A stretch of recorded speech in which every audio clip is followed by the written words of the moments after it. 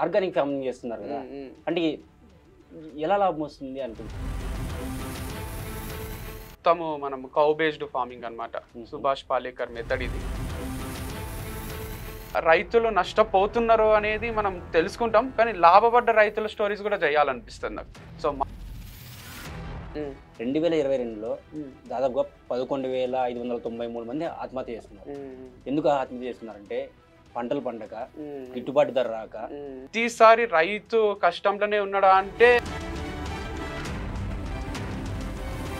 మా ఊర్లోనే జైరాబాద్ మాది నేటివ్ ప్లేస్. వెంకటరామరెడ్డి అని వాళ్ళ ఫ్యామిలీ లో గీ కానీ నెయ్యి కానీ చాలా కాస్ట్. ఎందుకు అంత డిఫరెన్స్ ఇస్తుంది అంటే మీరు షాప్లో ఉన్న ప్రోడక్ట్స్ 100% ఆర్గానిక్. సోషల్ మీడియా ఒకసారి వంశీ మీద చాలా బ్యాడ్ చేసింది. అవును, వంశీ మీద ఎప్పుడు నెగిటివిటీ స్టార్ట్ అయిందో మీరు ఎప్పుడన్నా? డివర్స్ అయినప్పటి నుంచి స్టార్ట్ అయింది. డివర్స్ అయినప్పటి నుంచి అది కొంచెమే ఉందన్నమాట. ఎప్పుడైతే hello, this is Upendra Saddala, welcome to Q news. ఈరోజు మన ముందు ఉన్న గెస్ట్ మరెవరో కాదు, వంశీ కృష్ణారెడ్డి గారు. ఆయన ఒక ఆర్గానిక్ ఫార్మర్గా అండ్ ఒక వ్యాపారవేత్తగా తన జీవితాన్ని ఎలా స్టార్ట్ చేశారు అండ్ ఆయన ఎదుర్కొన్న ఆటుపోట్లు, ఆయన ప్లానింగ్ స్ట్రాటజీ ఏంటి ఒక వ్యాపారం ఎదగడానికి అని ఈరోజు తెలుసుకుందాం. హలో వంశీ. వంశీ కృష్ణారెడ్డి గారు, చెప్పండి, మీ డైలీ షెడ్యూల్ ఎలా ఉంటుంది? డైలీ రొటీన్ అంటే నేను కొంచెం హెల్త్ కాన్షియస్ పర్సన్నే. సో మార్నింగ్ తొందరగా లేవడానికనే ప్రిఫర్ చేస్తా. నైట్ అర్లీగా పండుకొని మార్నింగ్ తొందరగా లేచి ఐదర్ మ్యాచ్ అని ఉంటుంది, క్రికెట్ మ్యాచ్ ఆడతాము. సో అది కూడా ఫిట్నెస్ కోసం, ఏదో ఇండియా ఆడాలని కాదు. సో ఎక్సర్సైజ్ అవుతుంది, మంచిగా ఎనర్జెటిక్గా డే స్టార్ట్ అవుతుందని. లేకపోయినా నేను యోగాను లేదా అప్పుడప్పుడు జిమ్ ఏదో ఒకటి ఇంట్లోనే చేసుకుంటుంటా. సో దాంతోపాటు హనీ వాటర్ తాగడం, మంచి డైట్ తీసుకోవడం, కరెక్ట్ టైంకి బ్రేక్ఫాస్ట్ చేసి మళ్ళీ లంచ్ చేసి మళ్ళీ డిన్నర్, అంతా కొంచెం మంచిగా స్టార్ట్ అవుతుంది డే అయితే. సో బ్రేక్ఫాస్ట్ తర్వాత కూడా నేను డైలీ రొటీన్లో భాగంగా మన వీడియోస్ ఉంటాయి కదా, దాన్ని ఎడిట్ చేసుకుంటా. నేనే ఎడిటర్ నా వీడియోస్కి. సో ఎడిట్ చేసుకొని దాన్ని అప్లోడ్ చేసి అది మంచి పోతే ఒక మంచి ఫీల్ వస్తుంది. సో ఆ వీడియో ఎంత పోతుంది ఏమని చూసుకొని తర్వాత ఫామ్కో షాప్కో పోతా, వేర్ హౌస్కో పోతా. సో 3 ప్లేసెస్ ఉంటాయి కంపల్సరీ. డైలీ హైదరాబాద్లో ఉన్న ప్రతిసారి 3 ప్లేసెస్ తిరిగి అక్కడ ఏం జరుగుతుంది, ఎట్లా జరుగుతుంది అంతా చూసుకొని నైట్ ఇంటికి వచ్చి మళ్ళీ డిన్నర్ చేసి పండుకోవడం. సో ఇది నా డైలీ రొటీన్. ఓకే, లైక్ ఇప్పుడు ఈ వర్క్ ప్రెజర్ కానీ లేకపోతే వర్కర్ సరిగ్గా పని చేయకపోయినా అండ్ మీరు ఎలా హ్యాండిల్ చేస్తారు ఈ మొత్తం అన్ని, అంటే డే టు డే? అంటే ఫస్ట్లో కొంచెం ప్యానిక్ అయ్యేటోని, రే ఇట్లా ఎందుకు జరుగుతుంది, కస్టమర్స్కి కూడా డెలివరీ వీళ్ళు కరెక్ట్ ఎందుకు పంపిస్తలేరు, మిస్టేక్స్ ఎందుకు అవుతున్నాయి అని కొంచెం ఫ్రస్ట్రేషన్, ఇరిటేషన్ వస్తుండే.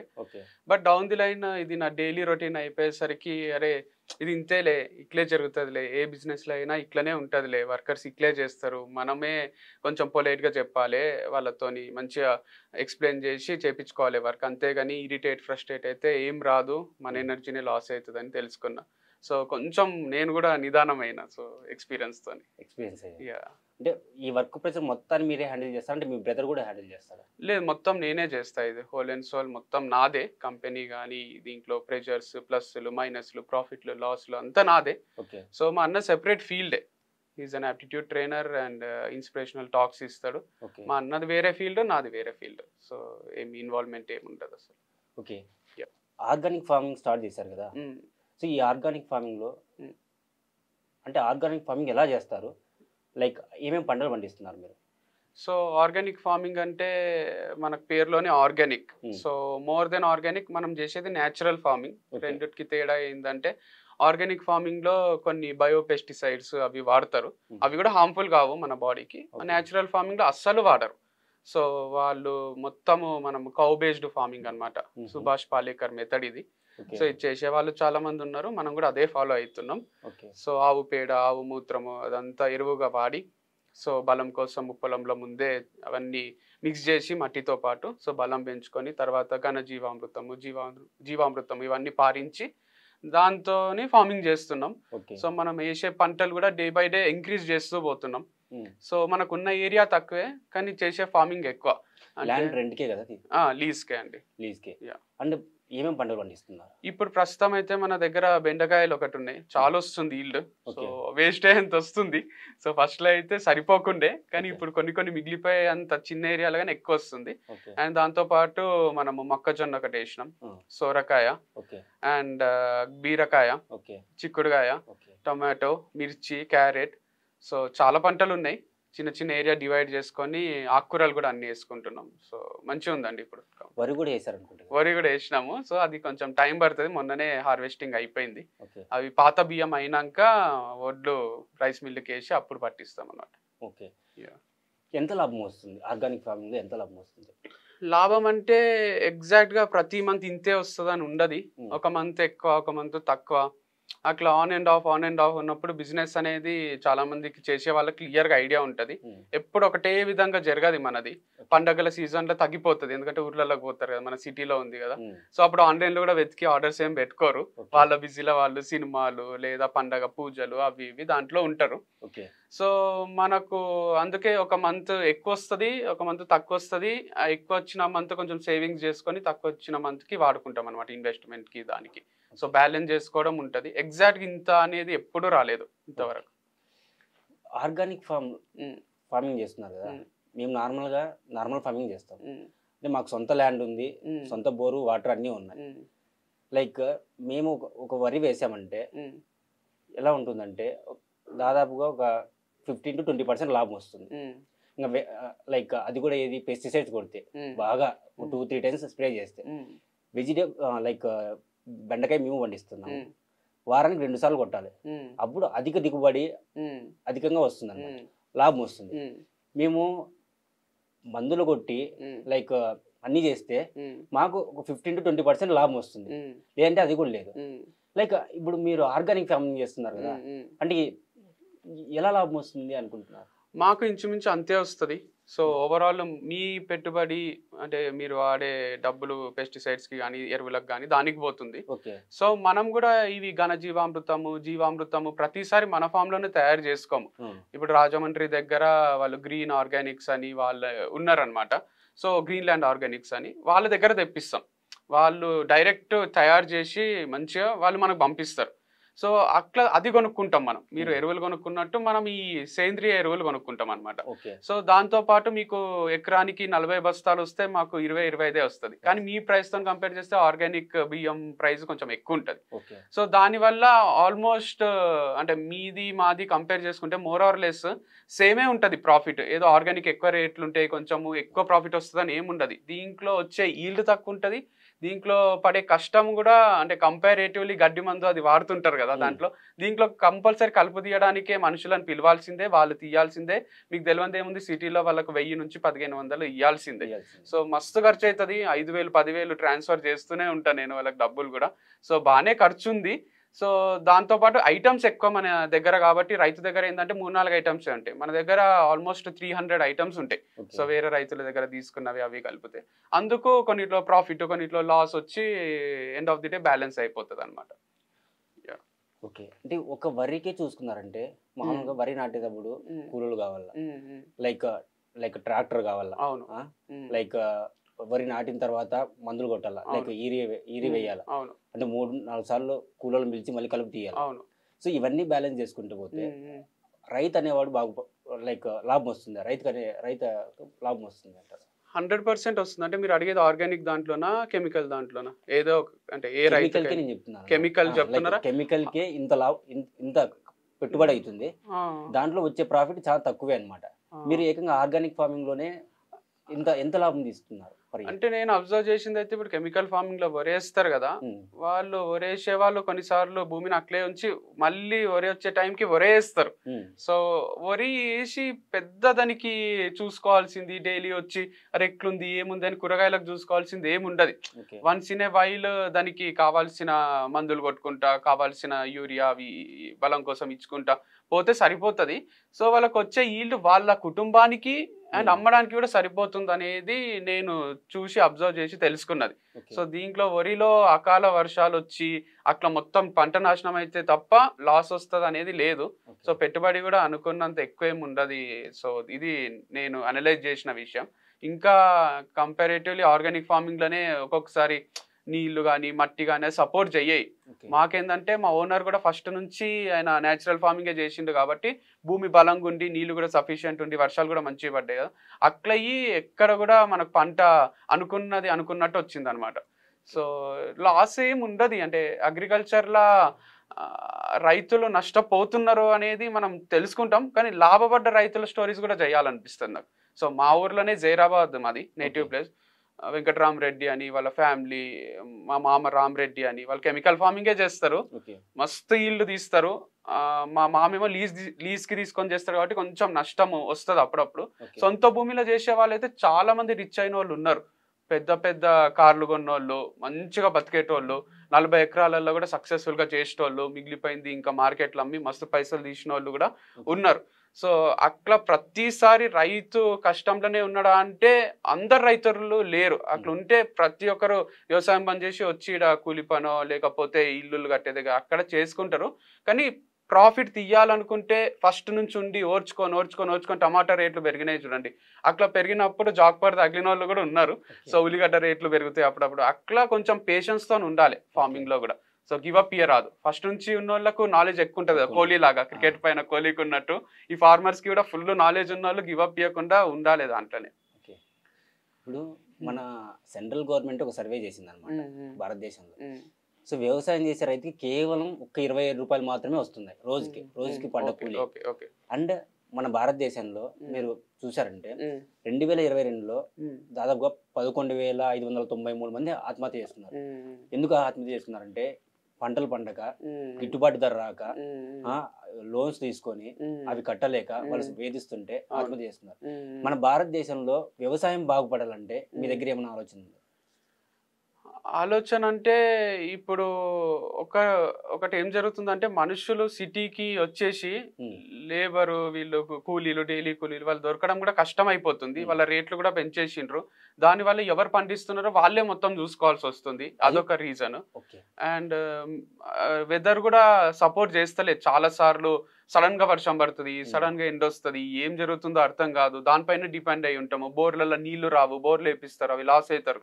అట్లయ్యి చాలా వరకు నష్టం వస్తుంది. అండ్ వాళ్ళకి వచ్చే ఇన్కమ్ సంవత్సరానికి కొన్ని లక్షలు ఉంటుంది. వాళ్ళ పిల్లల ఫీజులే ఈడ 3 times 4 times ఉంటుంది. సిటీలో చదివిపిస్తారు. వాళ్ళకి ఎట్లా కట్టాలి, ఏం కట్టాలని చేసి అప్పులు కూడా ఉంటాయి. వ్యవసాయంని నమ్ముకొని అప్పులు చేస్తారు. అప్పులు తీర్చలేక ఏం చేయాలో అర్థం కాక వాళ్ళ పిల్లలు కూడా చేతికి వచ్చింటారు. వాళ్ళు ఇంకా చదువుకుంటుంటారు. నాన్న పంపి, నాన్న హాస్టల్ ఫీజు, నాన్న ఇది నాన్న అది నాన్న అనేసరికి వీళ్ళకి ఏం అర్థం కాక ప్రెషర్స్ అన్ని హ్యాండిల్ చేయలేక కూడా సూసైడ్ చేసుకుంటారు. సో ఏం లేదు అంటే నేను సలహా ఇచ్చే అంత పెద్దోన్ని కాదు, అంత ఎక్స్పీరియన్స్ లేదు. నా వయసు అంత ఎక్స్పీరియన్స్ ఉన్న ఫార్మర్స్ కూడా ఉంటారు. వాళ్ళే ఫస్ట్ నుంచి ఉన్నారు కాబట్టి వాళ్ళే ఏం చేయాలో చేయాలి. అండ్ మీరు అన్నట్టు గవర్నమెంట్ కూడా ఇంకొంచెం ఎక్కువ ఎట్లయితే మంచి చదవని పిల్లోని పైన ఎక్కువ దృష్టి పెడతారో టీచర్స్, అట్లా లాస్ వచ్చే ఫార్మర్స్ పైన ఎక్కువ దృష్టి పెట్టి వాళ్ళకు కొంచెం అంటే కంఫర్టబుల్ ఫీల్ చేపించి వాళ్ళకు లోన్స్ కానీ అవి కానీ తక్కువ వడ్డీలకు ఇస్తూ ఒక్కొక్కసారి మాఫ్ చేస్తూ అట్లా కొంచెం సపోర్టింగ్ ఉంటే ఇంకా ఈ సూసైడ్లు ఇవన్నీ తగ్గిపోతాయి. సో ఇంకా హ్యాపీగా ఉంటారు. మీరు అన్నారు కదా సిటీకి వస్తున్నారు అనేసి. సిటీకి ఎందుకు వస్తున్నారు తెలుసా? ఇప్పుడు మా రాయలసీమ వాళ్ళే, మాది రాయలసీమ. సో మా రాయలసీమలోనే వర్షాలు తక్కువ అనమాట. సో వర్షాలు తక్కువ అయినప్పుడు రైతులు పంట వేసిన దానికి కనీసం గిట్టుబాటు ధర రాదు. అవును. సో మా తాత వాళ్ళు వ్యవసాయం చేశారు, మా నాన్న వాళ్ళు వ్యవసాయం చేశారు, మేము వ్యవసాయం చేసి ఇక్కడ వరకు వచ్చామన్నమాట. సో క్వశ్చన్ ఏంటంటే ఇక్కడ వ్యవసాయం చేసిన రైతు బాగుపడట్లేదు, మేజర్ క్వశ్చన్. అండ్ వ్యవసాయం అప్పటికి ఇప్పటికి 40% తగ్గింది మన నాన్న వాళ్ళ జనరేషన్కి మన జనరేషన్కి.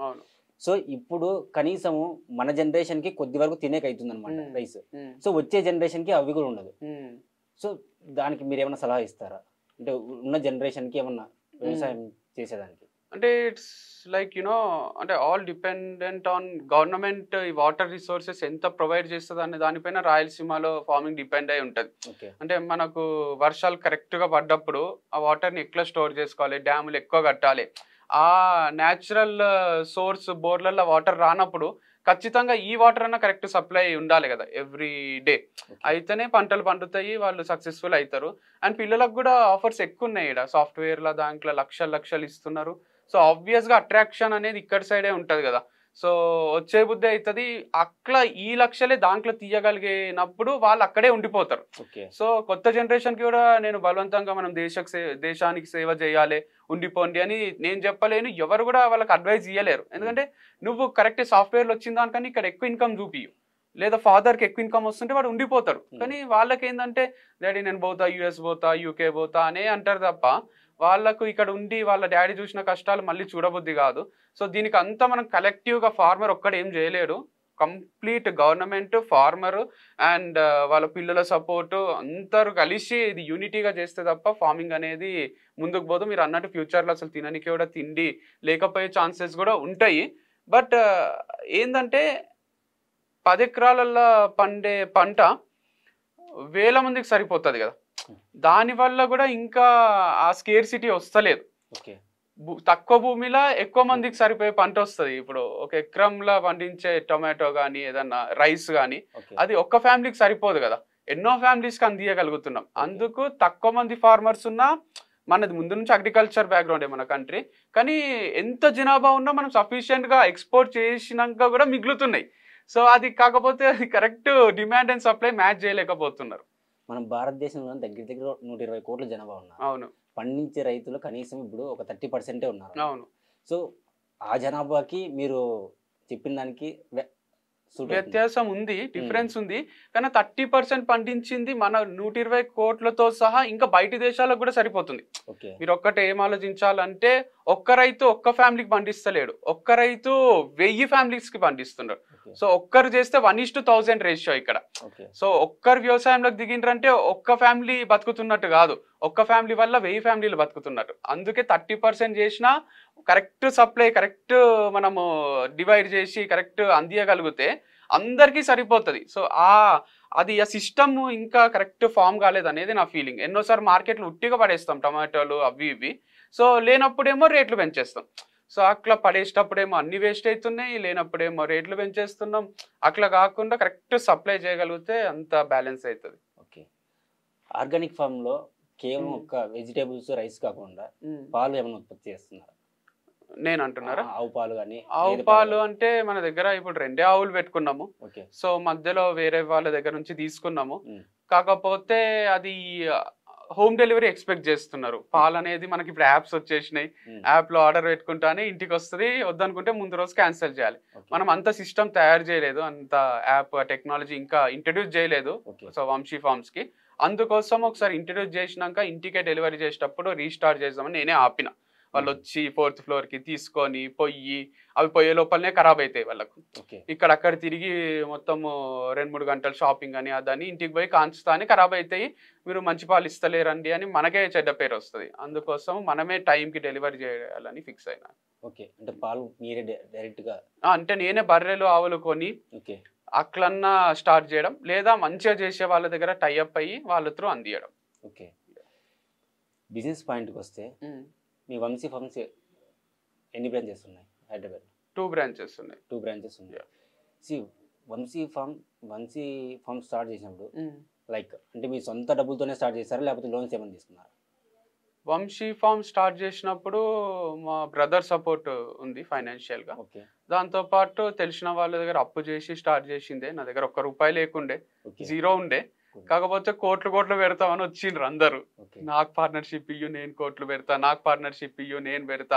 ఫుల్ నమ్మకం ఉండే ఇది ఇట్లా ఇంత సక్సెస్ అవుతుంది, 1 year తర్వాత నువ్వు ఇక వెనకాకి తిరిగి చూసుకోవాల్సిన అవసరం ఉండదు, ఎన్ని కోట్లు కావాలంటే అన్ని కోట్లు నేను ఇన్వెస్ట్ చేస్తాను, 25% ఇయ్యు, 20% ఇయ్యు, 10% ఇయ్యు అంటే వద్దు పార్ట్నర్షిప్ వద్దు అనుకుంటున్నా, నేను సోలోగా చేద్దాం అనుకుంటున్నా అని. ఎవరైతే ఏమి ఎక్స్పెక్ట్ చేయకుండా ఇన్వెస్ట్ చేసిండ్రో కొంతమంది దగ్గర వడ్డీకి తీసుకొని అట్లా ఇట్లా వాళ్ళ దగ్గర తీసుకొని పెట్టిన అంతే. వంశీ ఫార్మ్స్లో కానీ ఆర్గానిక్ ఫామ్లో కానీ ఎంతమందికి ఎంప్లాయ్మెంట్ ఇస్తున్నారు? ఇప్పుడు అరౌండ్ 15 members ఉన్నారండి. 15 members. వాళ్ళకి టైంకి శాలరీ పే చేస్తారు? ఎవ్రీ మంత్ మీరు కావాలంటే కనుక్కోవచ్చు, అసలు ఒక్క రోజు కూడా డిలే చేయను. సో 1st to 10th మధ్యలో ఇచ్చేస్తాను. మన 3rd ఇచ్చిన, ఒక్కొక్కసారి 1st ఇస్తా, లేనప్పుడు కొంచెం టైట్ ఉన్నప్పుడు 5th అట్లా ఇస్తా. సో టైం టు టైం ఇచ్చేస్తాను. ఎందుకు అడుగుతుంది అంటే కొంతమంది బిజినెస్ పర్సన్స్ అంటే వర్కర్స్ ని కొద్దిగా డిలే చేస్తారు. అవును డిలే చేస్తారు అంటే కొద్దిగా పట్టించుకోరు. అవును. So and one more thing, Vamshi farms లో గీ కానీ నెయ్యి కానీ చాలా కాస్ట్. అంటే కంపారిటివ్గా అదర్ షాప్స్లో చూసుకుంటే ఎందుకు అంత డిఫరెన్స్ ఇస్తున్నారు? అంటే మీరు చూసిన షాప్స్ లో అంటే నాకు తెలిసి కౌ గీ అని చూసింటారు, అది 1000 1200 అట్లా ఉంటది. మనది 4000 వరకు ఉంటది, 3500 నుంచి 4000. ఆ కౌగి ఈ కౌగి వేరు. మీరు ఎనీ ఆర్గానిక్ స్టోర్ లో చూడండి, మన కౌగి వాళ్ళ కౌగి సేమ్ రేటే ఉంటది, 150 అటు ఇటు. అంటే ఈ కౌగి ఏదంటే మీరు షాప్ లో చూసేది ఈ సూపర్ మార్కెట్లల్లో, కిరాణా షాప్లల్లో, నార్మల్ షాప్లల్లో, అది జెర్సీ ఆవు పాల నుంచి తీసింది. అంటే జెర్సీ ఆవు ఎక్కువ లీటర్లు ఇస్తుంది, అది దేశీ ఆవు కాదు, హైబ్రిడ్ అది. అంటే దాన్ని అంతా క్రాస్ బ్రీడింగ్ చేసి అట్లా చేసి ఆర్టిఫిషియల్గా ఎక్కువ పాలు ఇచ్చేటట్టు చేసిండ్రు. సో ఎక్కువ పాలు వచ్చినప్పుడు ఆటోమేటిక్గా మీకు తక్కువ రేట్కి మంచి నెయ్యి ఇచ్చేవచ్చు కదా, వాసన అంతా బాగానే ఉంటుంది, కానీ హెల్త్ పరంగా దాంట్లో ఏం ప్రాపర్టీస్ ఉండయి. దేశీ ఆవు ఏంటంటే దానికి ఒక హంప్ ఉంటుంది వెనకాల, దానిపైన సూర్యరశ్మి పడి అది మంచి క్వాలిటీస్ అన్ని స్టోర్ చేసుకొని పాలల్లో కూడా క్వాలిటీస్ వచ్చి మనం తాగితే కూడా మనకు మంచి జరుగుతుంది అనమాట. ఆ సూర్య కిరణాలు అవన్నీ మన లోపలికి కూడా ఆటోమేటిక్గా ఎనర్జీ అంతా పోతుంది.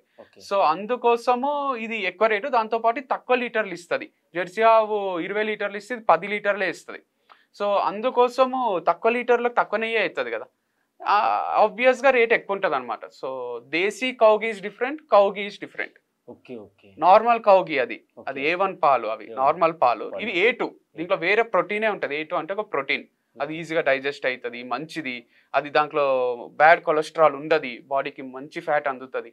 అందుకు మన కౌగి అనేది ఎక్కువ రేటు ఉంటుంది. అది నేను అమ్మేది కాదు, నేను ఏదో ఎక్కువ పెట్టి, ప్రతి ఆర్గానిక్ స్టోర్లో అది ఎక్కువ రేటే ఉంటుంది. దేశీ కౌగి అని మీరు ఆన్లైన్లో కొట్టినా అది 4000 మినిమం ఉంటుంది.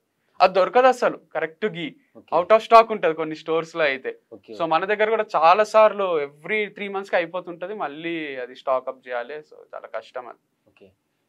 ఇప్పుడు తేనె చూస్తే తేనె మీరే సొంతంగా వెళ్తారా, అంటే లైక్ కలెక్ట్ చేస్తారా? నేను చూసాను అనమాట ఒక 2 వీడియోస్ లో. లైక్ అంటే మీరే సొంతంగా వెళ్ళి కలెక్ట్ చేసి తీసుకొని వస్తారా, లేకపోతే కెమికల్స్ ఏమైనా వాడతారా అందులో? లేదు, కెమికల్స్ ఏం వాడము, అది అన్అడల్టరేటెడ్ హనీ అది. సో అది ఎట్లా అంటే చాలా న్యాచురల్ గా మనకు చెట్టు మీద దొరికేది కొంచెమే దొరుకుతుంది. అది దొరికినప్పుడు ఒకటే పెడతాం షాప్ లో, అంటే ఒక 10 లీటర్లో 20 లీటర్లో అట్లా దొరికినప్పుడు పెడతాము. మిగతాదంతా మన బీ బాక్సెస్ అని ఉంటాయి, హనీ బీ బాక్సెస్, దాంట్లో ఫ్రేమ్స్ ఉంటాయి. దానికి తేనె తెట్టు అదే పెడుతుంది అనమాట. మన హనీ బీస్ ఉంటాయి కదా, అవి కలెక్ట్ చేసి అవి ఏం చేస్తారంటే బాక్సెస్ తీసుకుపోయి ఫారెస్ట్ ఏరియా ఉంటుంది లేదా సన్ఫ్లవర్ తోట ఉంటుంది, ఆడబెట్టేస్తారు. ఆ బీ పోయి ఆ నెక్టార్ కలెక్ట్ చేసుకొని హనీ పెడుతుంటది. సో అదంతా ఒక దగ్గర మనం కలెక్ట్ చేస్తాం. అది నేను 1-2 సార్లు ఎప్పుడైనా టైం ఉన్నప్పుడు పోయి ప్రాసెస్ చూస్తా, కానీ మనకు అందించే వాళ్ళు రైట్ ప్రాసెస్ లో చేస్తున్నారు. ఇక మళ్ళీ రోజు పోయి వాళ్ళ పైన సూపర్విజన్ ఉంచేంత టైం ఉండదు నాకు. సో క్వాలిటీ దగ్గర ఎటువంటి తేడా వస్తలేదు, ఒకసారి కొన్నోళ్ళు మళ్ళీ మళ్ళీ కొంటున్నారు. సో అందుకోసము ఆ హనీనే అమ్ముతాం మనము. మీరు అన్నట్టు నేను పొయ్యి చెట్టు మీద నుంచి తీసో, కొండల మధ్య నుంచి తీసో, అది తక్కువ క్వాంటిటీలో దొరుకుతుంది, అది కొన్నిసార్లే షాప్ లో పెడతాం అనమాట. ఇప్పుడు చెప్పారు కదా కొండల మధ్యలో, ఆ హనీ ఒకే రేట్ ఉంటుంది ప్లస్? లేదు లేదు, అది ఎక్కువ రేట్ ఉంటుంది, ఎక్కువ రేట్ ఉంటుంది, అది డబల్ ఉంటుంది. ఓకే. ఈ ఆర్గానిక్ ఫామ్ లో కానీ అండ్ వంశీ ఫార్మ్స్ లో కానీ అంటే మీ ఫ్యామిలీ ప్లానింగ్ ఎంత ఉంటుంది, అంటే మార్కెటింగ్ ఎలా చేస్తారు? ఫ్యామిలీ సపోర్ట్ ఉందా?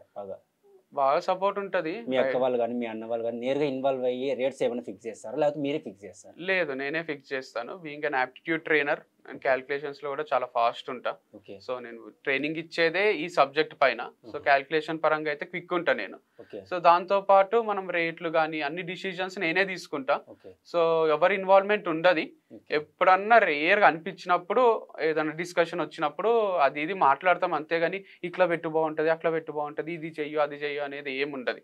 సో ఎప్పుడన్నా తేడా వచ్చి అరే షాప్ లో ఒక రేట్ ఉంది, ఆన్లైన్ లో ఒక రేట్ ఉంది, ఒకసారి చూసుకోరా అని మా మమ్మీ చెప్తుంటది. ఏ రోజులో ఉంటది అనమాట. ఏంద్రా రేటు ఇక్కడ ఒకటి ఉంది అక్కడ ఒకటి ఉంది అంటే కొన్నిసార్లు తేడా ఉంటది అనమాట. ఈ స్టాక్ ఓల్డ్ స్టాక్ ఉంటది, ఆ స్టాక్ అక్కడే ఉంచేస్తాము, కొత్త స్టాక్ వచ్చినాక రేట్లు మారుస్తుంటాం. సో నా డిసిజనే ఉంటుంది ఫైనల్ గా. ఫైనాన్షియల్ డిపార్ట్మెంట్ అంతా మీరే చూసుకుంటారా, లేకపోతే వర్కర్స్ కి అప్పచెప్తారా? అంటే డిపెండ్స్, లైక్ యాక్టివ్ ఉన్న వర్కర్స్ కి ముందు అప్పచెప్పిన, right now I'm taking care of everything. So ఏం ఫైనాన్షియల్ డిపార్ట్మెంట్ ఒకరికి అప్పచెప్పడం ఏముండదు. అట్లా చూస్తే మొత్తం మా మమ్మీ చేతిలోనే ఉంటుంది, బ్యాంక్ అకౌంట్ ట్రాన్స్ఫర్స్ అవన్నీ, యాప్ కానీ అది ఐసిఐసిఐ బ్యాంక్ త్రూ ట్రాన్సాక్షన్స్ జరుగుతాయి, మొత్తం మమ్మే చూసుకుంటుంది. సో టైం టు టైం అన్ని పే చేస్తాం కూడా మనం, జిఎస్టీలు కానీ ట్యాక్స్లు కానీ. సో మమ్మీ నేను కలిసి చూసుకుంటాం. సో ఇప్పుడు అన్నారు కదా, అంటే ప్రీవియస్గా వేరే వాళ్ళకి అప్పచెప్పిన అనేసి, ఎందుకు అప్పచెప్పారు? రాజేష్‌కే ఎందుకు అప్పచెప్పారు? అంటే అంత నమ్మకం ఏంటి? అంటే ఫైనాన్షియల్ కూడా రాజేష్‌కి అప్పచెప్పడం వల్ల అంటే అంత నమ్మకం కుదిరిచ్చాడా మీకు? అంటే ఒక కంపెనీలో ఒకటే పర్సన్ అన్ని చూసుకోలేరు కదా. ఇప్పుడు ఒక ఛానల్ తీసుకున్నా, మీ ఛానల్‌లో కూడా మీ ఓనరే అన్ని చూసుకోడు కదా. సో ఎట్లైనా కంపల్సరీ ఫైనాన్షియల్ డిపార్ట్మెంట్ ఒకరు ఉంటారు. ఇప్పుడు ఒక సినిమా ఇండస్ట్రీలో కూడా ప్రొడక్షన్ మేనేజర్ అని ఆయన త్రూనే అన్ని డబ్బులు ట్రాన్స్ఫర్ జరుగుతుంటది. సో ప్రొడ్యూసరే అందరికీ ట్రాన్స్ఫర్లు చేయడు, ఏం చూసుకోడు. సో సీఏ ఉంటాడు, ప్రొడక్షన్ మేనేజర్ ఉంటాడు, లైన్ ప్రొడ్యూసర్ ఉంటారు, అందరూ ఉంటారనమాట. అట్లనే మనది కూడా కొంచెం ఆర్డర్స్ ఎక్కువ అయ్యి అంతా చూసుకోవాలంటే నేను ఓన్లీ వీడియోలు చేయడానికనే నేను ఉన్నా. సో అక్కడ ఏదైతే ఉందో సూపర్విజన్ చేస్తూ అందరితో కరెక్ట్ పని చేపియాలనేది నా ఉద్దేశం. సో మొత్తం నేనే చూసుకోవాలని ఎప్పుడు అనుకోలేదు, అందుకే వేరే వాళ్ళకు అప్పచెప్పాల్సి వచ్చింది. మేజర్‌గా ఉన్న రీజన్ ఏంటంటే వంశీ గారు అంటే షాప్‌లో ఉండరు. అండ్ ఏదో షార్ట్స్ చేసుకొని వెళ్తారు అనేసి టాక్. అంటే లైక్ షాప్‌లో ఉండి ఏదైనా ఒక బిజినెస్ బాగా డెవలప్ అవ్వాలంటే టీమ్‌తో ఉంటేనే బాగా డెవలప్ అవుతుందని ఒక నమ్మకం అన్నమాట. సో ఎందుకు వంశీ గారు మళ్ళీ షాప్‌లో ఉండకుండా లైక్ అదర్ యాక్టివిటీస్‌లో ఎందుకు యాక్టివ్‌గా ఉంటారు? అట్లేం లేదు. అంటే నాకు డ్యూటీస్ చాలా ఉన్నాయి. Like where house, shop, online platform, మీరన్నట్టు ఫైనాన్షియల్ డిపార్ట్‌మెంట్, వీడియోస్ చేయాలి, వీడియోస్‌కి కంటెంట్ చేయాలి. అంటే అట్లా ఒక్క డ్యూటీ లేదు నాది. పోయి షాప్‌లో కూర్చొని నేను బిల్లులు వేసుకుంటా ఉంటే ఈ పనులన్నీ అందరూ చేయలేరు. సో నేను అన్నీ మేనేజ్ చేయాలి కాబట్టి అన్నిటికీ half an hour, 45 minutes, so ఫామ్‌లో కొంచెం ఎక్కువ సేపు ఉండడము, అట్లా ప్లాన్ చేసుకున్నా. అండ్ ఎవ్వరు ఎక్కడ ఏ డిపార్ట్మెంట్‌లో స్ట్రాంగ్ ఉంటే వాళ్ళని అక్కడ పెట్టేసిన. లైక్ ఎవరు ఏది మంచిగా చూసుకోగలుగుతారో వాళ్ళది చూసుకుంటూ ఉన్నారు. ఏమైనా డౌట్స్ వస్తే నాకు ఫోన్ చేస్తారు. నాకు డౌట్ వచ్చినా పోయి చూస్తుంటాను. సో దానివల్ల మనకు బిజినెస్ ఇంకా గ్రో అయితది తప్ప నేను ఒకటే దగ్గర స్టక్ అయిపోయి షాప్‌లో కూర్చుంటే అదే అయిపోతది లైఫ్. సో అందుకోసం అన్నీ చూసుకుంటుంటా నేను. ఓకే. షాప్‌లో ఉన్న ప్రొడక్ట్స్ హనీ గావచ్చు, ఘీ గావచ్చు, లైక్ రైస్ గావచ్చు, ఏదైనా సరే 100% ఆర్గానికా? 200% ఆర్గానిక్. సో దాంట్లో ఎటువంటి డౌట్ లేదు. నేను ఆల్రెడీ చెప్పినా, మీరు కావాలంటే టెస్ట్ చేపించుకోవచ్చు. అండ్ మనం అన్ని సర్టిఫైడ్ ఫార్మర్స్ దగ్గరనే తీసుకుంటాం కాబట్టి ఎటువంటి డౌట్ లేకుండా మీరు హ్యాపీగా పర్చేజ్ చేయొచ్చు.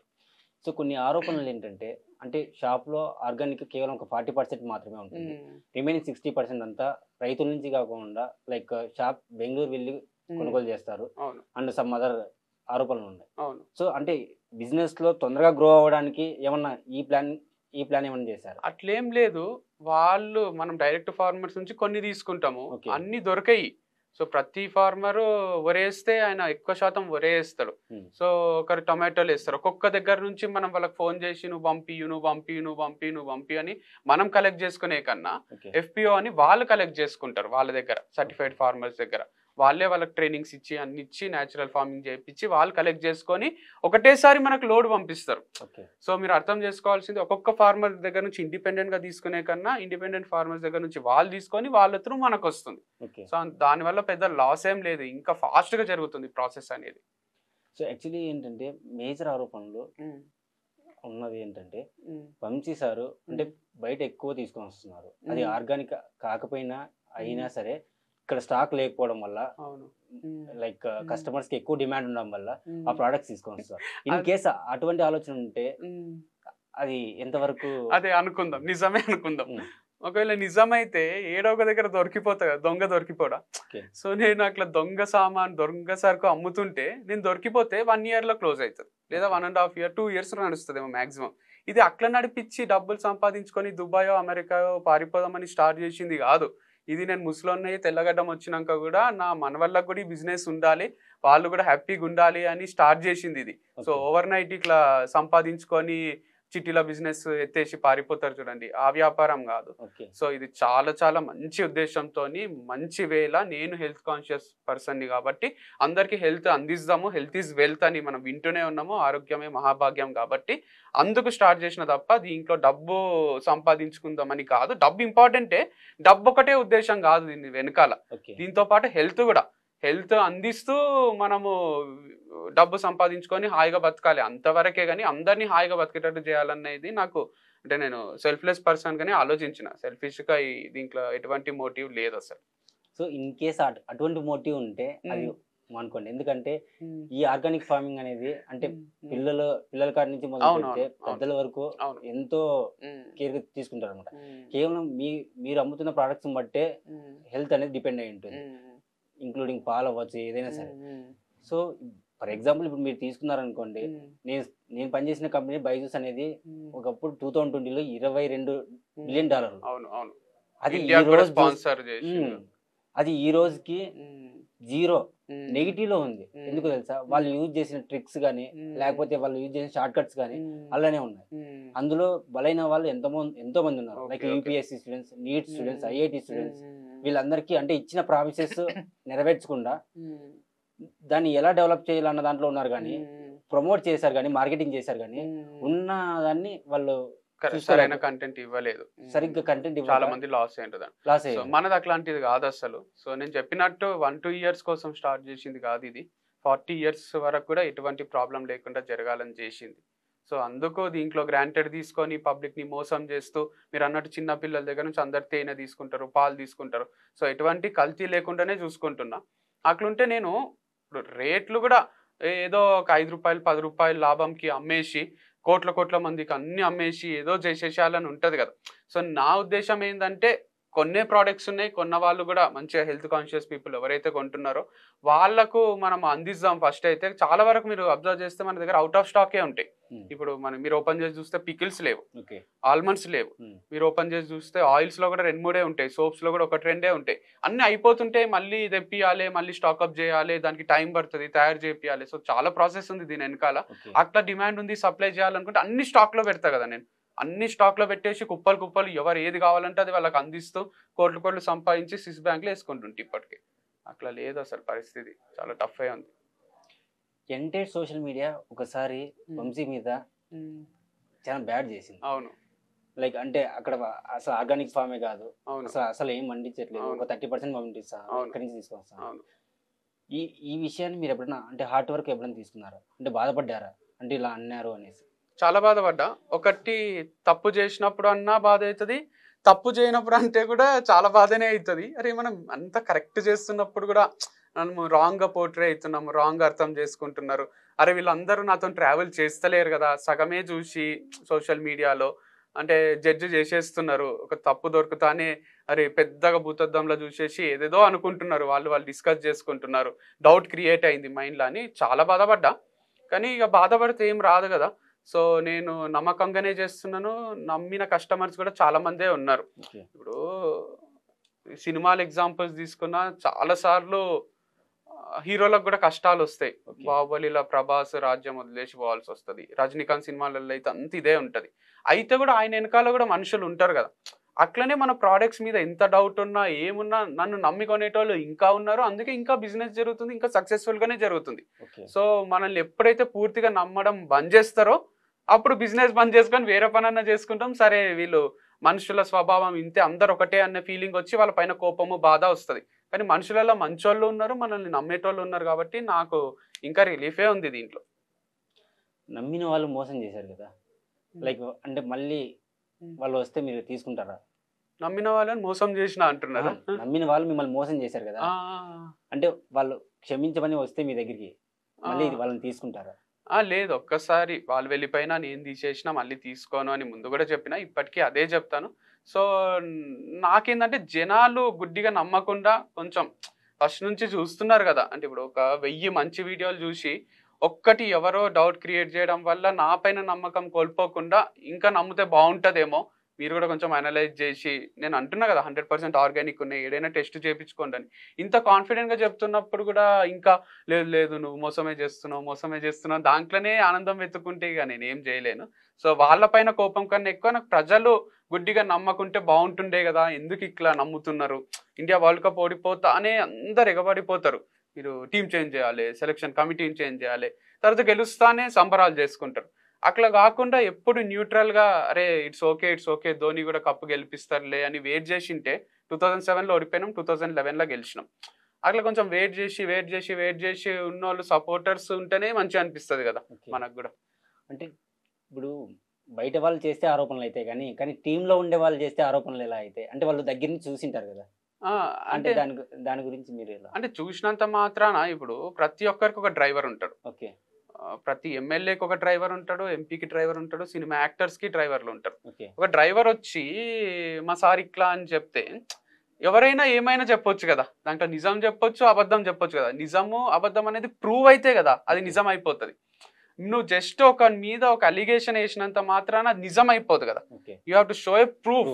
ప్రూఫ్ లేనిది ఏ మాట కూడా నిజం కాదు అనేది మీరు నమ్మాలి. అది ప్రూఫ్ వాళ్ళు చూపిస్తలేరు అంటేనే వాళ్ళ దగ్గర సాక్ష్యం లేనట్టు కదా. ఫేక్ అన్నది అర్థం. నేను ఫేక్ కాదు, చెప్పే మాటలు ఫేక్. సో అందుకు మీరు కొంచెం అనలైజ్ చేయాలి, అంటే ఎవరు కరెక్ట్ ఎవరు రాంగ్ అని. ఓకే, ఇప్పుడున్న టీం అంతా అంత కోఆపరేషన్గా ఉందా? యా పర్ఫెక్ట్ టీం ఉంది, అసలు మంచి స్క్రాప్ అంతా పోయి మంచి టీం రెడీ. ఓకే, ఫైనల్గా యాంకర్స్ విషయానికి వస్తే ఎందుకు అంటే ప్రతి పర్సన్ని చేంజ్ చేస్తున్నారు? యాంకర్స్ కాదు, వాళ్ళు బ్రాండ్ అంబాసిడర్స్ అనొచ్చు, జస్ట్ ప్రమోషన్స్ చేస్తున్నారు అనొచ్చు. ఓకే, సో నేను ముందు చెప్పినట్టు ఒకరు కన్సిస్టెంట్గా ఉండరు. మీరు ఒక మాంగళ్య షాపింగ్ మాల్ తీసుకున్న ముందు మహేష్ బాబు ఉండే, తర్వాత సిద్ధు జొన్నలగడ్డ కూడా చేసిండు. అంటే డిఫరెంట్ కంపెనీస్కి కూడా డిఫరెంట్ పీపుల్ ఉంటారు. సో అట్లే మన కంపెనీ కూడా కన్సిస్టెంట్గా ఉండడానికి వాళ్ళు వైఫో కాదు లేదా గర్ల్ ఫ్రెండో కాదు కదా, they are just brand ambassadors. కాబట్టి వాళ్ళు మారుతూనే వస్తారు. రోజు ఒక్కరితోని వీడియో చేసినా కూడా ఎవరు అఫెండ్ కావాల్సిన అవసరం లేదు దీంట్లో. ఇప్పుడు ఒకరు వస్తారు, ప్రోడక్ట్ కొనుక్కోమంటారు పోతారు, వస్తారు ప్రోడక్ట్ కొనుక్కోమంటారు పోతారు. అట్లా ఇంకా కన్సిస్టెంట్గా 3 months 6 months చేస్తున్నారు. సో తర్వాత ఇప్పుడు జనాల కోసమో వాళ్ళ కోసమో వాళ్ళు కూడా ఒకటే ఫీల్డ్లో లేరు, వాళ్ళకి యాక్టింగ్ ఉంది, వాళ్ళకి వేరే కంటెంట్ క్రియేషన్ చేస్తున్నారు. వాళ్ళు నా కోసమే జీవితాంతం నాకు టైం డెడికేట్ చేయమన్నా చెయ్యరు. సో వాళ్ళ లైఫ్ వాళ్ళకు ఉంది కాబట్టి ఒక్కొక్కసారి వాళ్ళు పోతారు, ఒక్కొక్కసారి మనము తీసేస్తాం. దాంట్లో పెద్ద అఫెండ్ అయ్యి మీరు హర్ట్ అయ్యో లేదా ఇంకోటి ఫీల్ కావాల్సిన అవసరం లేదు అసలు. వంశీ మీద ఎప్పుడు నెగిటివిటీ స్టార్ట్ అయిందో మీరు ఎప్పుడన్నా అంటే రిలీజ్ అయ్యారా? గుర్తుంది నాకు, అంటే డివర్స్ అయినప్పటి నుంచి స్టార్ట్ అయింది. డివర్స్ అయినప్పటి నుంచి అది కొంచెమే ఉందన్నమాట. ఎప్పుడైతే కొత్త యాంకర్ వచ్చిందో ఆ అమ్మాయి వెళ్ళిపోయిన తర్వాత ఆ అమ్మాయి డిలీట్ చేసింది వీడియోస్ అని మీరు కూడా డిలీట్ చేశారు. అప్పుడు ఇది అంతకు 10 అంటే దీంట్లో ఒకటి ఆలోచించాలి. డిలీట్ చేయడంలో కూడా ఉద్దేశము నేను అన్నట్టు వాళ్ళకి వేరే ఫీల్డ్ ఉంది. వాళ్ళకి ఏమడుగుతారంటే క్వశ్చన్, మీరు వంశీ ఫార్మ్స్లో చేసిండ్రు కదా, మీరు వంశీ ఫార్మ్స్లోనే చేస్తున్నారు కదా, ఇప్పుడు ఎందుకు చేయట్లేదు? ఇవన్నీ చూసినప్పుడల్లా వాళ్ళకి అడగడం నాకు అడగడం కన్నా వాళ్ళు ఒక ఫీల్డ్ వద్దనుకున్నప్పుడు, నేను వాళ్ళని వద్దనుకున్నప్పుడు, వాళ్ళు కొత్త ఫీల్డ్ స్టార్ట్ చేస్తున్నప్పుడు, కొత్త దాంట్లో కంటెంట్ క్రియేట్ చేస్తున్నప్పుడు వాళ్ళు ఫ్రెషర్గా న్యూగానే స్టార్ట్ చేయాలనుకుంటారు కదా. ఇప్పుడు ఒక యాక్టర్ ఉన్నారు అనుకోండి, మీరు మానేసిండ్రా అండి మూవీస్, మీరు ఇదే చేస్తున్నారా, మీరు బ్రాండ్ అంబాసిడర్ కదా వంశీ ఫార్మ్స్లో చేస్తారు కదా అనే దానికన్నా వాళ్ళు మొత్తం అంతా డిలీట్ చేసుకొని నేను డిలీట్ చేసి వాళ్ళకి ఒక ఫ్రెష్ జీవితం స్టార్ట్ చేయడం ఇష్టం ఉంటుంది. సో అందుకు అది బెస్టే కదా. అట్లనే ఉంచినాం అనుకోండి, ఆ పాత వీడియోస్ చూస్తారు, అడుగుతారు, వాళ్ళని అడుగుతారు, మనల్ని అడుగుతారు. దానికన్నా వాళ్ళకొక లైఫ్ మనకో లైఫ్ ఉంటుంది కాబట్టి డిలీట్ చేయడం కరెక్టే. ఓకే, డిలీట్ చేసిన వీడియోస్లో ఓకే అంటే ఫార్మర్స్కి యూజ్ అయ్యే విషయాలు కూడా ఉంటాయి కదా అనేసి మా ఒపీనియన్. ఫార్మర్స్కి యూజ్ అయ్యే విషయాలు ఎక్కువ ఏముండేయండి. లైక్ అప్పటి వరకు చూస్తారు, మీకు తెలియదు ఏముంటుంది యూట్యూబ్లో కానీ ఇన్స్టాగ్రామ్లో ఫస్ట్లో ఫుల్ పోతాయి వీడియోస్ 4-5 days, తర్వాత ఆగిపోతాయి, మళ్ళీ కొత్త వీడియోసే పోతుంటాయి. అవి చూసినా కూడా ఒకరు ఇద్దరు చూస్తారు. దాంట్లో డీటెయిల్స్ ఏమున్నాయి, మనం ఒక ఫార్మర్ని కలిసినాం, ఆయన దగ్గర నుంచి మిర్చి పౌడర్ పెట్టినాం అన్న డీటెయిల్స్ ఉన్నాయి. సో ఆయన మళ్ళీ వేరే పంట వేసి ఉంటాడు. సో ఆయన దగ్గర మళ్ళీ పోతా కదా, నేను మళ్ళీ వీడియో చేస్తా కదా. అట్లా కొంతమంది ఫార్మర్సే ఉన్నారు నాకు కూడా కాంటాక్ట్ లిస్ట్లో. ఆ 10-15 మంది ఫార్మర్స్ దగ్గరికి నేను పోతూనే ఉంటా, వాళ్ళ లిస్ట్ ఇస్తూనే ఉంటా. మీరు కావాలంటే మీరు తెప్పించుకోవచ్చు. సో దాంట్లో పెద్ద లాస్ ఏం లేదు మీకు కానీ నాకు కానీ అసలు. ఓకే, వంశీ గారు మీ క్రికెట్ అంటే ఎక్కువ ఇష్టం కదా, అంటే ఎందుకు క్రికెట్ కాకుండా అంటే ఈ బిజినెస్ని ఎందుకు ఎంచుకున్నారు? అంటే క్రికెట్ ప్లేయర్ కావాలి అని ఎప్పుడు లేకుంటే నాకు. సో క్రికెట్ ప్లేయర్ కావాలని ఉంటే నేను చదవకుంటే అసలు బీటెకే చేయకుంటే. సో క్రికెట్ అనేది ఎప్పుడు ఒక ఎంటర్టైన్మెంట్ లాగా ఎక్సర్సైజ్ లాగానే తీసుకున్నాను. నేను చిన్నప్పటి నుంచి ఆడతా, నేను 2nd class నుంచి ఆడతా, మంచి ప్లేయర్. అందుకు అది మళ్ళీ ఇట్లా ప్రొఫెషనల్ క్రికెట్ స్టార్ట్ చేసిండ్రు కాబట్టి ఆ వైట్ బాల్ క్రికెట్ జెర్సీలు వేసుకొని ఆడడం మంచిగా అనిపిస్తుంది కాబట్టి ఆడుతున్నా. సో నాకు ఈ ఫార్మింగ్ ఇదే ఎట్లయితే క్రికెట్ ఇష్టమో అట్లా ఇష్టము. ఫార్మింగ్ అనేది మన బిజినెస్ లానే కదా. చిన్నప్పుడు మా డాడీతో పాటు నేను మార్కెట్కి పోతుంటే టొమాటోలు గంపలో పెట్టుకొని మా డాడీ అమ్ముతుండే, గంపకింత గంపకంత అని ప్రతి ప్రోడక్ట్ ఇంటికి తెస్తుండే, మార్కెట్లో కూడా అమ్ముతుంటే నేను కూర్చొని చూస్తుంటే మార్కెట్ అంతా. అరే వీడి మామిడికాయలు అమ్ముతున్నాడు, డాడీ ఎందుకు వేయలేదు, ఇది ఎందుకు అది ఎందుకు అని అన్ని అనలైజ్ చేస్తుంటే. తర్వాత చదువులోకి వచ్చినాక అరే నువ్వు ఇంజనీర్ కావాలని ఇది మనకుంటది, పేరెంట్స్ అంటారు, మొత్తం డైవర్ట్ అయిపోయింది. తర్వాత రూట్స్ ఎక్కడో ఉంటాయి కదా వ్యవసాయం ఫ్యామిలీ నుంచి వచ్చినప్పుడు, మళ్ళీ తెలియకుండానే ఆ రూట్స్ బయటికి వచ్చి మనం ఈ బిజినెస్ స్టార్ట్ చేసినాం అన్నమాట. మీ నాన్న వాళ్ళు వ్యవసాయం చేసేవారు? అవును, మా తాత వాళ్ళు కూడా. మీ తాత వాళ్ళు కూడా వ్యవసాయం చేశారు. సో అందుకోసం మళ్ళీ మీరు తిరిగి దీంట్లోకి వచ్చారు. అవును. అంటే చిన్నప్పటి నుంచి అది ఇష్టం ఒకటి ఉంటది కదా! ఆవులన్నా, మేకలన్నా లేదా వ్యవసాయం అన్నా. అందుకు మళ్ళీ అది రీస్టార్ట్ చేయబుద్దయింది. రిటైర్ అయినంక ఫార్మ్ హౌస్ కట్టుకొని స్టార్ట్ చేసి అప్పుడు ఎంజాయ్ చేయడం కన్నా ఓకే. ఎవ్రీడే మనము ఆ ఫీల్‌ని ఎంజాయ్ చేయొచ్చు కదా! ఓకే. నాకు ఒక ఫార్మ్ ఉంది. నేను పోతా ఆవులుంటాయి. ఆడ మస్తు అట్మాస్ఫియర్ ఉంటది. పంటలుంటాయి. అది మామూలు ఉండదడ. ఓకే. చిన్న గుడి ఉంటది. కూర్చొని ఆడ కదలబుద్ధి కాదు ఫామ్‌లో నుంచి. అందరూ అన్నట్టు నేను పోయి ఏదో 10 నిమిషాలు ఉండి వచ్చేయడం కాదు. హ్మ్. ఆడ నేను 3, 4 గంటలు కూడా ఉంటా. టైం లేనప్పుడు రావాల్సొస్తది వేరే పనులుంటాయి కాబట్టి. ఓకే. మీ స్టడీస్ అయిపోయిన తర్వాత జాబ్ కూడా చేశారు కదా! అవును. ఏ జాబ్ చేశారు? నేను గూగుల్‌లో జేసిన కొన్ని రోజులు. క్యాంపస్ సెలక్షన్‌లోనే జాబొచ్చింది. అక్కడ వర్క్ జేసిన. ఓకే. తర్వాత సిస్టమ్ ముందు ఏం వర్క్ జేస్తాం ఇన్ని గంటలు అని మానేసిన. ఓకే. తర్వాత లైక్ పర్సన్ కూడా చేశారు కదా! ఆ! అంటే అది బాగుందా? లేకపోతే బిజినెస్ బాగుందా? హ్మ్. లేకపోతే సినీ ఫీల్డ్‌లో కూడా ట్రై చేశారు కదా! అవును. అవును. అంటే ఎలా ఏమన్నా అంటే సినీ డైరెక్టర్‌గా ఏమైనా చేశారా? అంటే డైరెక్టర్‌గా నేను ఒక విషయం జెప్తా. రియాలిటీ, ఇమాజినేషన్ అని 2 వరల్డ్స్ ఉంటాయి. ఓకే. రియాలిటీ వేరుంటది. ఇమాజినేషన్ వేరుంటది. ఇమాజినేషన్‌లో ఎట్లుంటదంటే, ఇట్లా డైరెక్టర్ అయిపోవచ్చు. ఇట్లా హీరో అయిపోవచ్చు. ఓకే. ఏమైనా జేయొచ్చు. కోట్లు, కోట్లు సంపాదించొచ్చు. ఒక ఐపీఎల్ టీమ్ కొనేయొచ్చు. లేదా మనమే ఒక చార్టర్డ్ ఫ్లైట్ కొనుక్కోవచ్చు. తిరగొచ్చు. ఎంజాయ్ జేయొచ్చు. ఫారిన్ ట్రిప్ ఎయొచ్చు. యూరోప్ పోవచ్చు. ఇట్లాంటియన్నీ ఇమాజినేషన్. ఓకే. రియాలిటీలో మనం అసలు పారిస్ జూస్తామా? ఈఫిల్ టవర్ చూస్తామా? అట్లే చచ్చిపోతామా గూడా తెలవది. ఓకే. తాజ్‌మహల్ చూడడమే గొప్ప. ఓకే. సో, 'తాజ్‌మహల్' కట్టేంత సీన్ మనకుండదు 'షాజహాన్' లాగా. హ్మ్. సో, అది నేను మెల్లమెల్లగా తెలుసుకున్నా. ఇట్లా సినీ ఫీల్డ్‌లోకి పోయినా, 'దిల్ రాజు' గారికి ఆఫర్ అడిగినా ఓకే. ఇచ్చేసిండు. అరే! ఏముంది కొన్ని రోజులు పని చేస్తానే డైరెక్టర్ అయిపోతాం గదా! సినిమా తీసేయొచ్చు. సారే ప్రొడ్యూస్ చేస్తాడు గదా! అనుకున్నా. ఓకే. అది అట్లా గాదు. 7 ఏండ్లు, 8 ఏండ్లు దాంట్లోనే ఉండి కష్టపడితే మనం డైరెక్టర్ అయితాము అని నేను రియలైజ్ అయినా. ఓకే. సో, డైరెక్టర్ అనేది గూడా అది నా ఏమంటారు? నా కప్ ఆఫ్ టీ కాదనిపించింది. హుహు. వాళ్ళు అందరిని మేనేజ్ చేస్తూ, సీన్ చేస్తూ అది మనం సినిమా చూసినంత ఎంటర్‌టైనింగ్ ఉంటది. ఆడ కష్టం వేరుంటది. రాత్రనక, పగలనక, ఎండనక, వాననక కష్టపడితేనే డైరెక్టర్‌కి ఒక హిట్ వస్తది. డైరెక్టర్ అయితాడు అని తెలుసుకున్నా. ఓకే. అంత పేషెన్స్, అంత ఓపిక నాకు లేకుండే. 8 ఏండ్లు అసిస్టెంట్ డైరెక్టర్‌గా ఉండి, డైరెక్టర్ కావాలనుకోలే నేను. ఫస్టే మనము డైరెక్టర్ రోల్‌లోకి ఎళ్ళిపోవాలని టీచర్‌గా ఆ రోలే నాది. ఓకే. ఎందుకంటే మనం సబ్జెక్ట్ చెప్తాము. పిల్లలు వింటారు. ఇక్కడ గూడా కంపెనీలో గూడా నేను ఒక మాట చెప్తే మన ఎంప్లాయీస్ గాని, వాళ్ళు గాని సరే సార్ ఇది చేస్తాం, అది చేస్తాం అని వాళ్ళు చేస్తూ ఉంటారు. అంతేగాని నేను అసిస్టెంట్ డైరెక్టర్ రోల్ ఎందుకు వద్దనుకున్నా అంటే, అక్కడ అన్ని పనులు చెప్తారు. వాటర్ బాటిల్ నింపుకొని రారా, హుహు.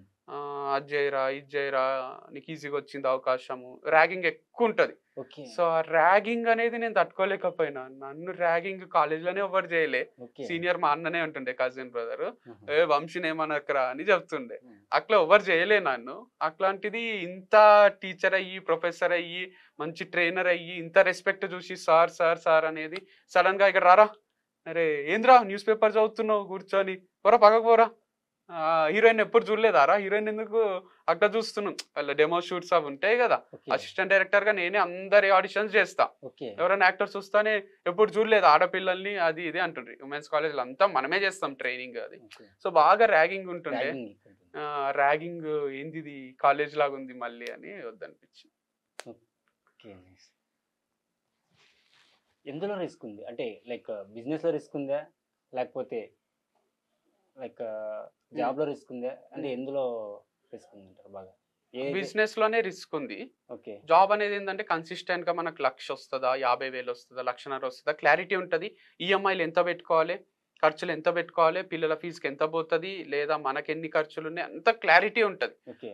సో, బిజినెస్‌లో క్లారిటీ ఉండది. ఒక నెల 5,00,000 వస్తది. ఒక నెల 1,00,000నే వస్తది. అప్పుడు మనం 5,00,000 వస్తున్నాయి గదా! అని ఎక్కువ ఖర్చులు చేసేసుకుంటాము. 1,00,000 వచ్చినప్పుడు ఆ ఖర్చులకు కట్టడానికి కూడా మనకు పైసలుంటాయి. మళ్ళీ అప్పు చేయాలి. వడ్డీలకు తీసుకురావాలి. ఓకే. వడ్డీలు కట్టనీకనే పైసలన్నీ పోతుంటాయి. సో, చాలా కష్టాలుంటాయి బిజినెస్‌ల. ఓకే. సో, జాబ్ అనేది కొంచెం సెక్యూర్డ్ ఫీలింగే ఉంటది. అందుకే పిల్లని కూడా ఈజీగా ఇస్తారు జాబ్ చేసేటోళ్ళకి. ఓకే. బిజినెస్ చేసేటోళ్ళకి, సినీ ఫీల్డ్ ఉన్నోళ్ళకి వాళ్ళది అప్ సైడ్ డౌన్ అయితూ ఉంటది కదా జీవితం. ఓకే. చల్ మీకు ఎవరిస్తారు ఫస్ట్ సెటిల్‌గా లైఫ్‌లో అంటారు. సో, అందుకు జాబే సెక్యూర్. జాబే సేఫ్ అది.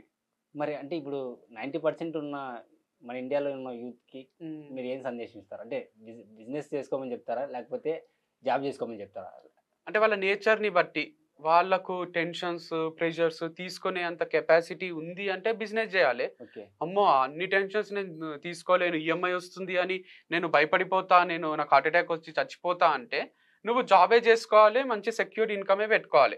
నీకు మంచిగా పెళ్ళాం పిల్లలతోని పోతావు ఆఫీస్కి 9కి 6కి వస్తావు, లేదా నైట్ డ్యూటీ చేసుకుంటావు, తర్వాత వచ్చి కొంచెంసేపు వాళ్ళతోని ఆడుకుంటావు, ఒక లీవ్ కావాలంటే మీ బాస్కి అడుగుతావు, ఇస్తే తీసుకుంటావు, లేకుంటే ఇట్స్ ఓకే అనుకొని వచ్చి కాంప్రమైజ్ అయిపోతావు. అనుకుంటే నువ్వు అట్లా చేయాలి. లేదు నేను ఒక్కరికి లీవ్ అడగడం ఏంది, నా కంపెనీ నా ఇష్టం, నేను నచ్చినప్పుడు పోతా, నచ్చినప్పుడు ఇంట్లోనే కూర్చుంటా అన్నట్టు, నీకు నచ్చినట్టు బతకాలనుకుంటే మట్టుకు నువ్వు ఒక బిజినెస్ చేయాలి. రిస్క్ ఎక్కువ, ఫ్రీడమ్ ఎక్కువ. సో ఆలోచించుకోవాలి, దాంట్లో రిస్క్ తక్కువ, ఫ్రీడమ్ కూడా తక్కువే. ఫైనల్గా వంశీ ఏమన్నా మ్యారేజ్ గురించి ఏమన్నా ఆలోచిస్తున్నారు? ఏం లేదు యాజ్ ఆఫ్ నవ్ అయితే. But marriage is a beautiful constitution అనేది నా ఫీలింగ్. సో మ్యారేజ్ అనేది నా లైఫ్లో డ్యూయర్ జరిగినంత మాత్రాన ఒపీనియన్ ఏం మారలేదు. మ్యారేజ్ చేసుకొని హ్యాపీగా ఉన్న వాళ్ళని చూస్తే మస్తు అనిపిస్తుంది, మనం కూడా అట్లాంటి లైఫ్ లీడ్ చేయాలనిపిస్తుంది. సో దాంట్లో ఎటువంటి చేంజ్ లేదు, ఎందుకంటే సినీ ఫీల్డ్లో కానీ సెలబ్రిటీస్ వాళ్ళే కదా మనకి ఎక్కువ కనిపించేది. ఇప్పుడు జ్యోతిక అండ్ సూర్య, లేదా రితేష్ దేశ్ముఖ్ అండ్ జెనీలియా, వాళ్ళని చూస్తుంటే అనిపిస్తుంది అరే వీళ్ళు మంచిగా ఉన్నారు కదా, హ్యాపీగా ఉన్నారు కదా, ఎందుకు మనం కూడా ఉండొచ్చు కదా. సో నా లైఫ్లో ఇట్లా జరిగినంత మాత్రాన అందరి లైఫ్లో జరుగుతుంది అని ఉండదు. సో అండర్స్టాండింగ్ ఉండి మంచిగా ఉంటే 100% మ్యారేజ్ పైన గుడ్ ఒపీనియన్ ఉంది. సో మంచి ఉద్దేశమే ఉంది.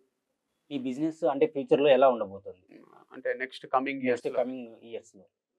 అంటే పెంచాలనే ఉద్దేశం ఉంది. ఇప్పుడు రైట్ నో 3 acres లో చేస్తున్నాం, 30 acres లో చేయాలి. అండ్ దాంతో పాటు మీరు అన్నట్టు వేరే ఫార్మర్స్ దగ్గర నుంచి, FPO దగ్గర నుంచి కూరగాయలు తెప్పిస్తున్నాం కదా, అట్లా కాకుండా మొత్తం మనమే పెట్టాలనే ఫీలింగ్ ఉంది. సో అది ఇంప్లిమెంట్ చేసినాం రీసెంట్ గా. చాలా వరకు మన దగ్గర ఆకుకూరలు, బెండకాయలు, సొరకాయలు అన్నీ వస్తున్నాయి. అట్లా కాకుండా ప్రతి కూరగాయ, ప్రతి ఐటమ్ మనమే పెట్టొచ్చు. అండ్ ఈవెన్ హనీ కూడా మనమే ప్రొడ్యూస్ చేయొచ్చు, బీ బాక్సెస్ పెట్టి అది ఇది ఫామ్ లో. సో అది మనం మైగ్రేట్ చేస్తూ బాక్సెస్ ని చేయొచ్చు, అది కూడా రాకెట్ సైన్స్ ఏం కాదు. అట్లే మనం ఆవులను పెట్టి, బర్రెలను పెట్టి మొత్తం గీ, బఫెలో గీ కానీ, కౌ గీ కానీ మనదే అందిస్తాము.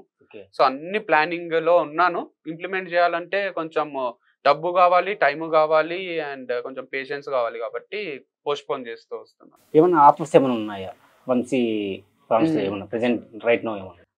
సో ఇది ఇయర్ ఎండింగ్ కాబట్టి, సో ఇయర్ ఎండ్ సేల్ అన్నట్టు మనం డిసెంబర్ లో కంప్లీట్ గా ప్రతి ప్రోడక్ట్ పైన 20% ఆఫ్ ఇస్తున్నాం. అందరూ ట్రై చేయాలనే ఉద్దేశంతో చాలా మంది ఇంకా కొనింటారు కదా, వాళ్ళందరూ ట్రై చేయాలి, మన రెగ్యులర్ కస్టమర్స్ కూడా హ్యాపీగా ఫీల్ అవుతారు. కాబట్టి మొత్తం December 31st నైట్ వరకు మీరు December 20 అని ఒక కూపన్ కోడ్ యూజ్ చేస్తే ఈ ఆఫర్ వస్తుంది. లేదా మన 2 స్టోర్స్ ఉన్నాయి కదా, విజిట్ చేస్తే అక్కడ కూడా ఆటోమేటిక్గా మీకు బిల్ పైన డిస్కౌంట్ వచ్చేస్తుంది. నెక్స్ట్ 5 years లో మీ బిజినెస్ అంటే ఎలా చూడాలనుకుంటున్నారు? అంటే ఇంకొక 5-6 బ్రాంచులు తెరవాలని ఉంది నాకు. కుకట్పల్లిలో లేదు మనది, అక్కడ ఒకటి పెట్టాలి. అండ్ ఇక్కడ మెడ్చల్ సైడ్, కొంపల్లి సైడ్ అటు కూడా లేదు, ఆడొకటి పెట్టాలి. సో చాలా మంది అడుగుతుంటారు ఫ్రాంచైజీ ఇవ్వండి, ఫ్రాంచైజీ ఇవ్వండి అని డే 1 నుంచి అడుగుతూనే ఉంటారు.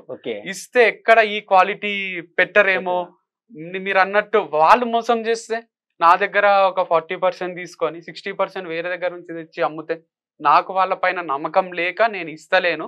అన్ని బ్రాంచెస్ నేనే తెరిచి నేను సూపర్విజన్ లా చేస్తేనే పర్ఫెక్ట్ ఉంటదని అనిపించి చేస్తున్నా. అండ్ ఈవెన్ విజయవాడ, కర్నూలులో ఒకటి, విశాఖపట్నంలో ఒకటి, పెద్ద సిటీస్ ఉన్నాయి కదా, నెల్లూరులో ఒకటి, అందరు అడుగుతున్నారు, అక్కడ కూడా ఓపెన్ చేస్తా. 5 years లో అనుకుంటే ఒక 15-20 బ్రాంచెస్ మొత్తం ఇండియా వైడ్ ఓపెన్ చేస్తాం అనే ఫీలింగ్. అందుకే మా రాయలసీమలో ఎక్కడ ఓపెన్ చేయాలని? మీదే కదా కర్నూలు. అదే నెల్లూరు అని చెప్పారు. అర్థం కాలేదు. అనంతపూర్లో ఎక్కడ ఓపెన్?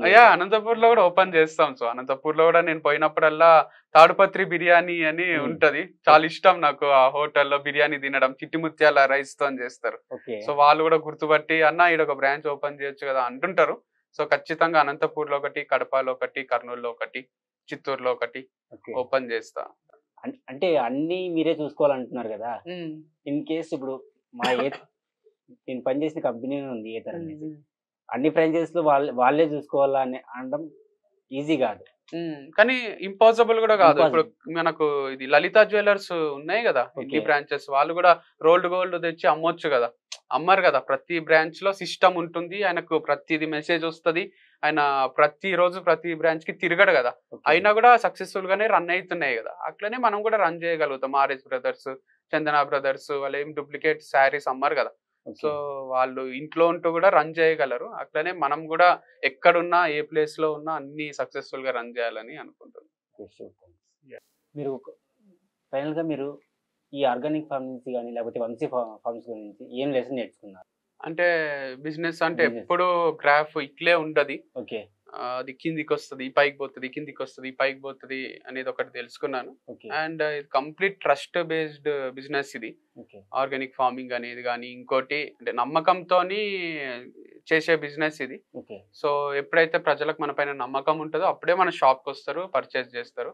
సో ఆ నమ్మకం కోల్పోకుండా ఒకవేళ ఏదన్నా చిన్నగా అటు ఇటు అయినా కూడా వాళ్ళకి నమ్మకం కుదిరేటట్టు, వాళ్ళకి నమ్మకం తెప్పించేటట్టే మన ప్రోడక్ట్ క్వాలిటీ ఉండాలి.